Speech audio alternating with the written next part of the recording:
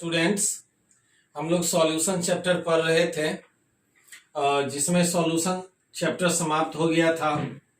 कल आपने देखा था कुछ इन टेक्स्ट प्रॉब्लम और अब इसके बाद देखें हम लोग कुछ एनसीईआरटी प्रॉब्लम जो आप लोगों ने पूछा है। Exercise NCERT exercise question number 2.6 how many ml of 0.1 molarity HCl are required to react completely with 1 gram mixture of sodium carbonate and sodium bicarbonate containing equimolar amount of both। कितना ml 0.1 molarity HCl की आवश्यकता होगी। HCl का volume calculate करना है जो पूर्णतः react करेगा सोडियम कार्बोनेट और सोडियम बाइकार्बोनेट के मिक्सचर से। दोनों का मिक्सचर का जो वेट है वो 1 ग्राम है, containing equimolar amount of both. दोनों का नंबर ऑफ मोल सेम है इक्विमोलर अमाउंट में। यहां पे आपको दिया हुआ है सोडियम कार्बोनेट सोडियम बाइकार्बोनेट, दोनों का वेट 1 ग्राम। अब अगर यहां मान लें weight of sodium carbonate x gram, then weight of sodium bicarbonate 1 minus x gram, total 1 gram. अगर एक को x मान लिया तो दूसरा 1 minus x gram. Now molar mass of sodium carbonate, sodium atomic mass 23 into 2, carbon 12, oxygen 16 into 3, 106 gram per mole। Now molar mass of sodium bicarbonate, sodium 23, hydrogen 1, carbon 12, oxygen 3 into 16, that is 84 gram per mole। Now number of mole of sodium carbonate, number of mole given weight by molar mass, given weight x by 106। Similarly number of mole of sodium bicarbonate, sodium bicarbonate का weight 1 minus x, weight of sodium bicarbonate by molar mass 84। Since the mixture contains equimolar amount of the two, दोनों equimolar amount में है इसीलिए दोनों का number of मोल ये same होगा। Number of mole of sodium carbonate is equal to number of mole of sodium bicarbonate. अब इस इक्वेशन को सॉल्व करिए। 106 minus 106x is equal to 84x, minus 106x right side ले जाइए। 106 equal to 190x, therefore x is equal to 106 by 190, that is 0.56 gram. x is the weight of sodium carbonate. तो जब आपको x का value निकल गया तब आप दोनों का यहां से नंबर ऑफ मोल निकाल लीजिए। Number of mole of sodium carbonate is equal to x by 106, this is 0.0053। Similarly number of mole of sodium bicarbonate 1 minus x by 84, this is also equal to 0.0053।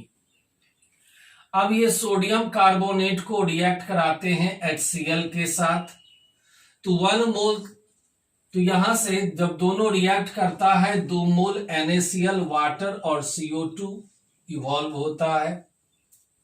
1 mole sodium carbonate 2 mole HCl से react करता है, इसीलिए 0.0053 mole 2 into 0.0053, this is equal to 0.0106 mole HCl। फिर इस sodium bicarbonate को HCl से react कराते हैं NaCl H2O CO2, यहाँ पे 1 mole sodium bicarbonate 1 mole HCl से ही रिएक्ट करता है। Therefore 0.0053 मोल ये भी रिएक्ट करता है 0.0053 मोल ऑफ HCl। तो टोटल HCl रिक्वायर्ड, अब इस दोनों के नंबर ऑफ मोल को ऐड कर दीजिए। दोनों को ऐड कर दिया 0.0159 मोल HCl। Now from question, since 0.1 mole of 0.1 molarity HCl are present in 1000 ml of HCl, therefore 1 and 0.0159, this is 159 ml। यही कैलकुलेट करना था कितना ml HCl कंप्लीटली रिएक्ट करेगा, तो 159 ml। तो यहां पर ये कैलकुलेट हुआ वॉल्यूम ऑफ HCl रिक्वायर्ड। तो ये था question number 2.6। Next question, now we see another question, question number 2.9। A sample of drinking water was found to be severely contaminated। जो ड्रिंकिंग वाटर है, पीने योग्य वाटर है, वह सेवरली कंटामिनेटेड अनेक तरह से प्रदूषित पाया गया, क्योंकि उसमें क्लोरोफॉर्म मिला हुआ है, जिसके कारण वो कार्सिनोजेन हानिकारक होता है। Level of contamination was 15 ppm parts per million by mass. Contamination 15 ppm by mass है, तो फर्स्ट अब इसे एक्सप्रेस करना है percent by mass.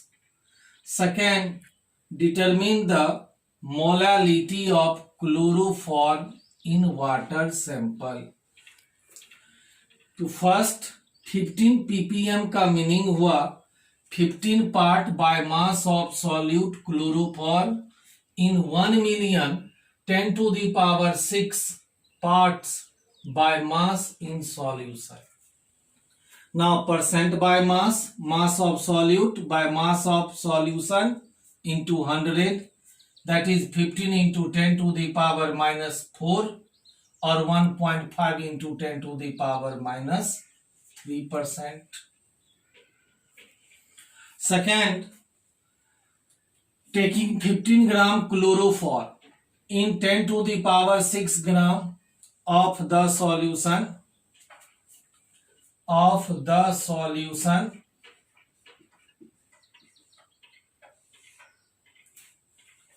then mass of solvent W1 10 to the power 6 gram, mass of solute chloroform W2 wet of solute 15 gram.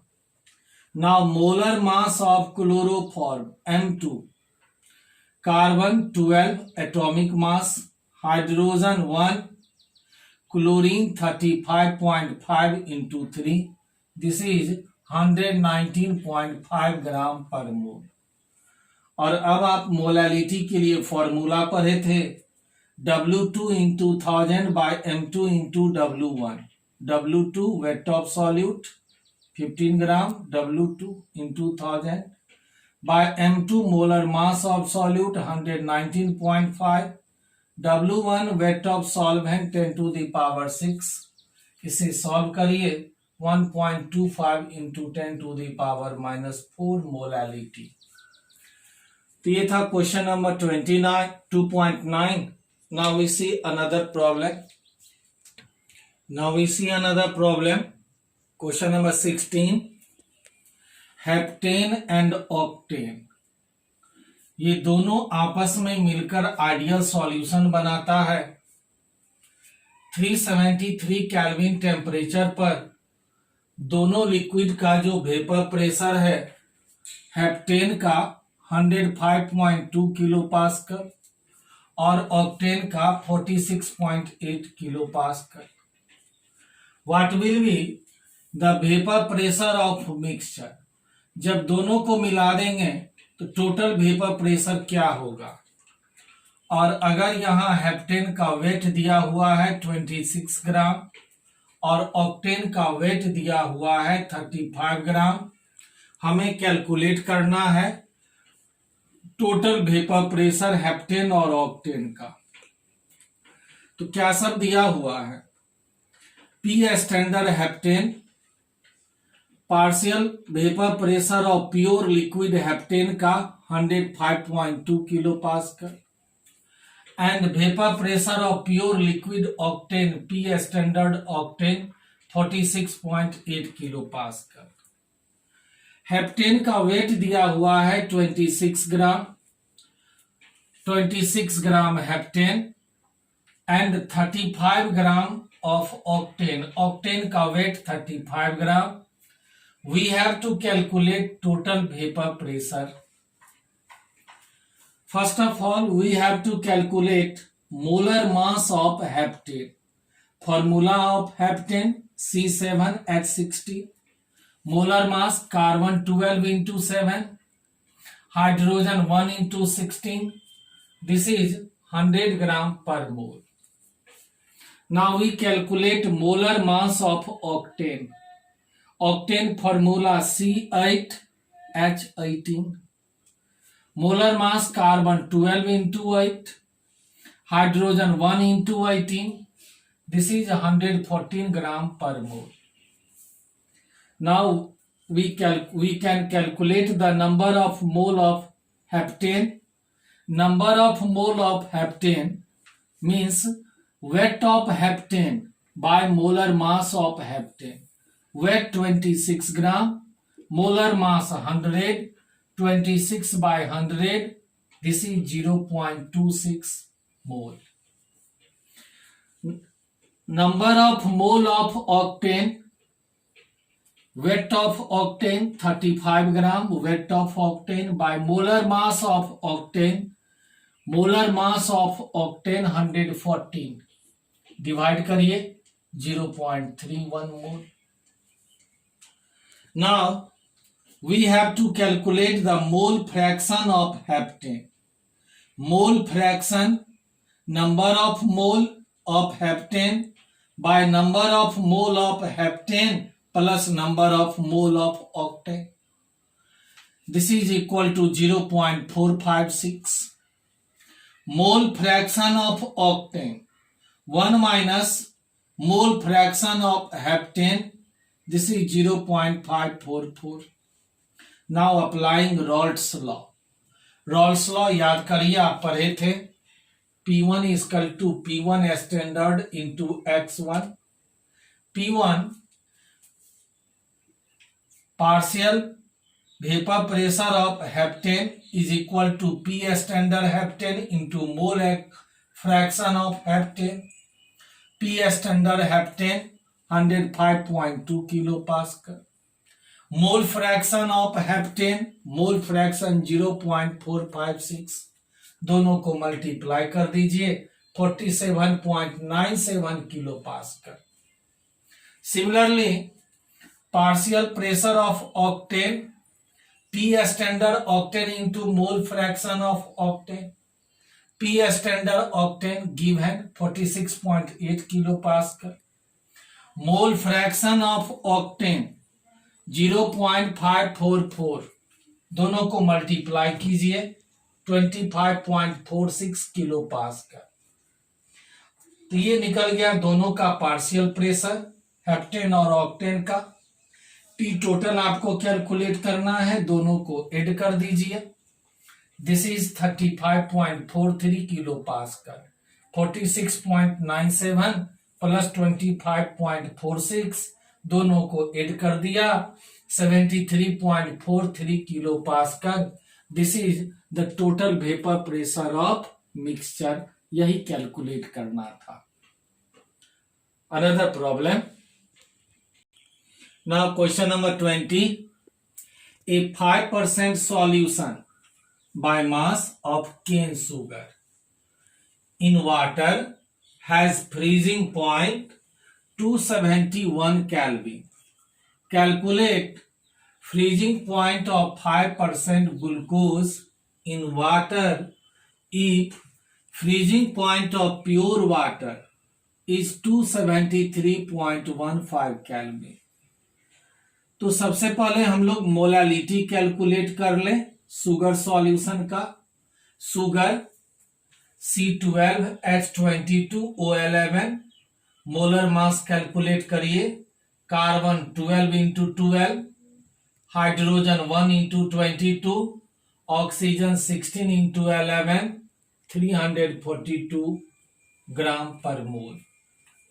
Molality weight of solute 5 into 1000, molar mass of solute 342 into weight of solvent, that is 100 minus 5, 95. This is 0.154.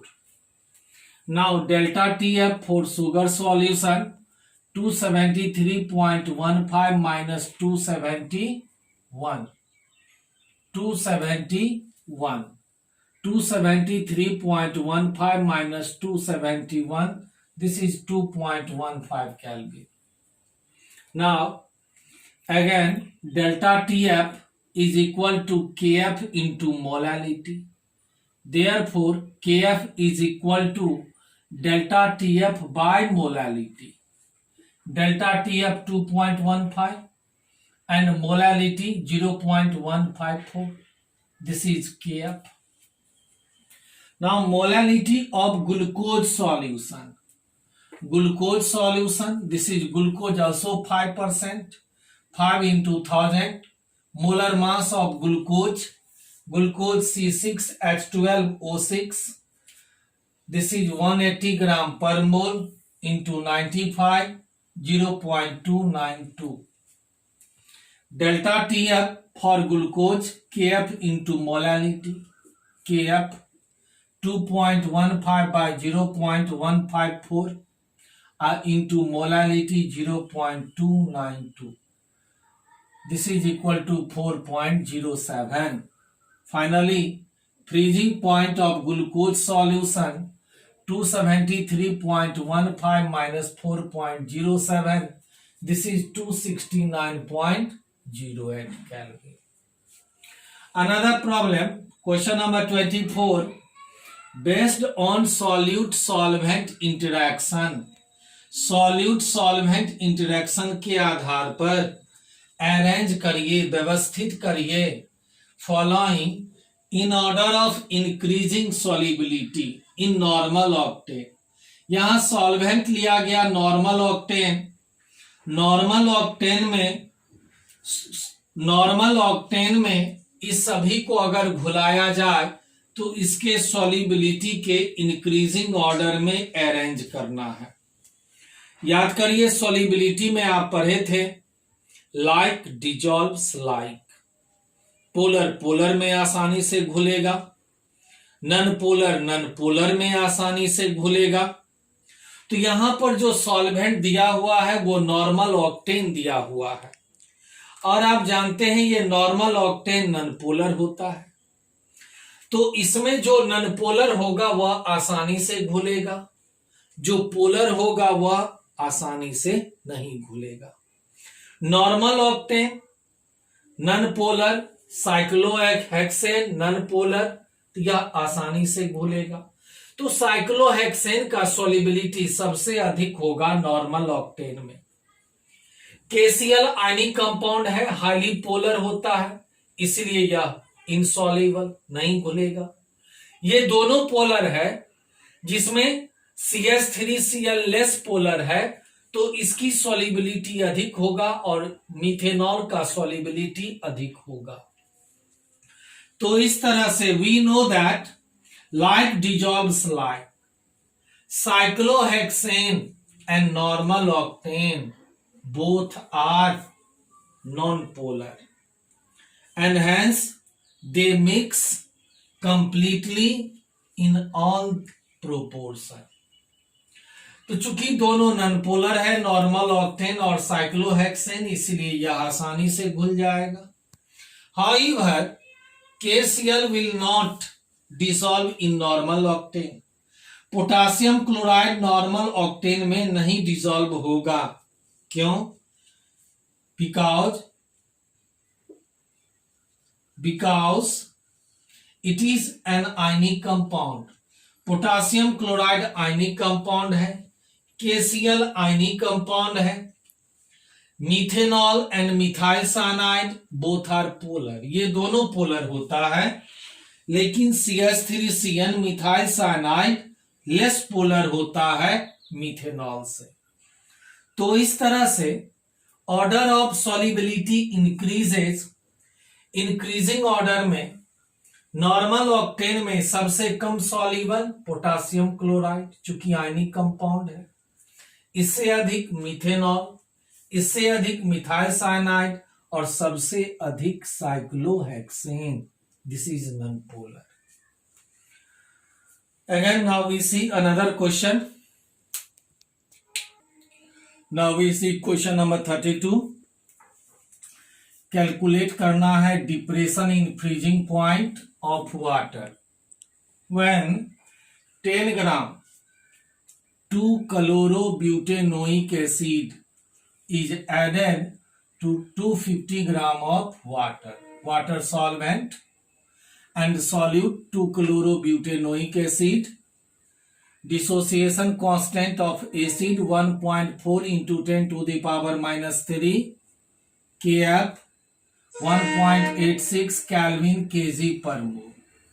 तो क्या सब दिया हुआ है, wait of solute दिया हुआ है W2 10 gram 2-chlorobutanoic acid, weight of solvent water W1 250 gram।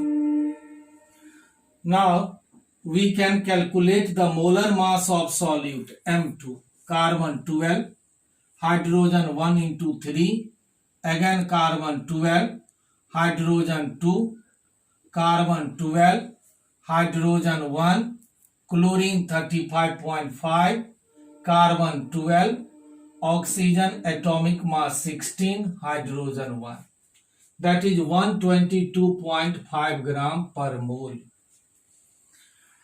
Now molality of solution, molality formula पढ़े थे W2 into 1000 by M2 into W1, W2 weight of solute 10 gram into 1000, M2 molar mass of solute M2 122.5 gram per mole into W1 is the weight of solvent water 250।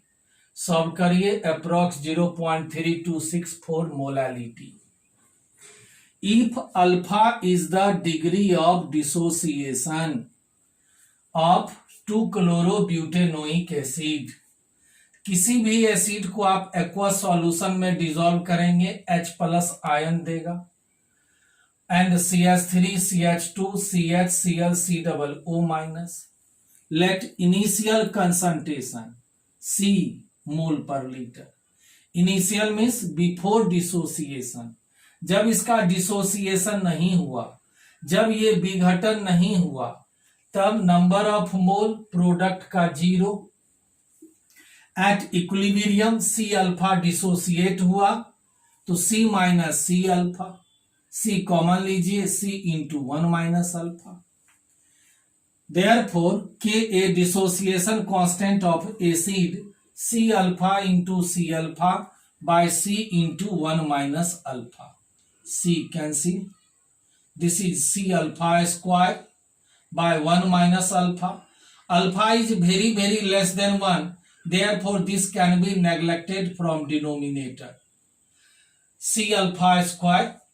Now alpha is equal to Ka by C root under Ka by C, root under Ka dissociation constant of acid 1.4 into 10 to the power minus 3 by C concentration 0.3264, this is equal to 0.065। now we have to calculate 1/2 factor I।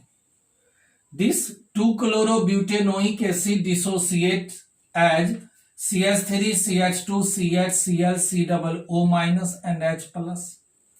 initial mole let 1, no dissociation, number of mole dissociation से पहले product का मोल 0, mole at equilibrium. If alpha is the number of mole, then this becomes 1 minus alpha.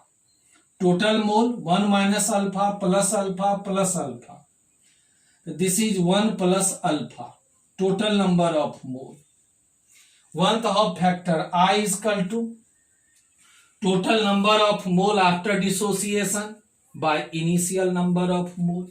1 plus alpha by 1. This is 1 plus alpha. 1 alpha 0.065. This is equal to 1.065. Now we have to calculate delta TF is equal to I 1th Hopf factor into KF into molality. I 1th Hopf factor 1.065. KF for water 1.86 and molality 0.3264. सबको multiply करिए 0.65. Now another problem. Now we see question number 39. Air is mixture of a number of gases. Air विभिन्न गैसों का mixture है. Major component air में oxygen and nitrogen. Oxygen 20%, nitrogen 79% by volume at 298 Kelvin. The water is in equilibrium with air. Air के साथ जब water equilibrium में रहता है तब इसका प्रेशर 10 एटमॉस्फेरिक प्रेशर.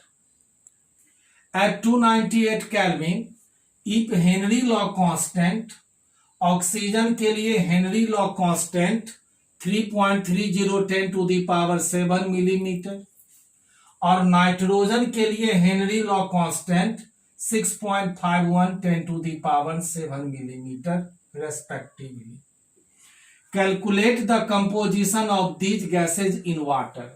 दोनों गैसों नाइट्रोजन और ऑक्सीजन का कंपोजिशन कैलकुलेट करना है, मोल फ्रैक्शन कैलकुलेट करना है. तो टोटल प्रेशर एयर का in equilibrium with water 10 atmospheric pressure. Since air contains 20% oxygen and 79% nitrogen by volume, now partial pressure of oxygen 20% of total 10 atmospheric pressure, 20 by 100 into 10 atmospheric pressure. This is equal to 2 atmospheric pressure. अब यहां देखिए Henry law constant millimetre में दिया हुआ है, इसलिए इसको millimetre में कन्वर्ट करिए. आप पढ़े होंगे 1 एटमॉस्फेरिक प्रेशर 770 मिलीमीटर. इसको मल्टीप्लाई किया 2 से 1520 millimetre. Partial pressure of nitrogen 79 into 100, 79 by 100 into 10 atmospheric pressure. This is equal to 7.9 atmospheric pressure. अब फिर इसको मल्टीप्लाई किया 760 मिलीमीटर से. This is equal to 6004 millimetre.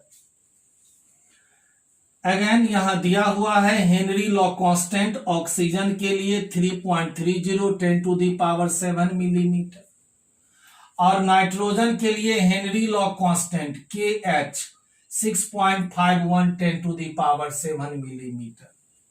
अब अप्लाई करिए Henry's law. Partial pressure of oxygen equal to KH into mole fraction of oxygen. यहां से composition mole fraction calculate करना है. Mole fraction of oxygen is equal to partial pressure by KH Henry law constant. Partial pressure of oxygen 1520 millimetre by Henry law constant oxygen 3.30 10 to the power 7 millimetre. Divide कर दीजिए, एक answer तो ये हो गया. इसी तरह से partial pressure of nitrogen is equal to KH into mole fraction of nitrogen. Mole fraction of nitrogen partial pressure of nitrogen by KH Henry law constant. Partial pressure nitrogen का partial pressure 6004 millimetre. By K H Henry law constant for nitrogen, divide कर दीजिए 9.22 into 10⁻⁻5। तो ये सब था वो problem जो आप लोगों ने पूछा था, एक्सरसाइज प्रॉब्लम। और अगर कोई प्रॉब्लम हो तो आप नेक्स्ट क्लास में पूछिए। और इसके बाद हम लोग स्टार्ट करेंगे थर्ड चैप्टर इलेक्ट्रोकेमिस्ट्री। इसको रिवीजन करिए, घर में रहिए, लॉकडाउन का पालन करिए, स्वस्थ रहिए, खुश रहिए, मन लगा के पढ़िए। All the best.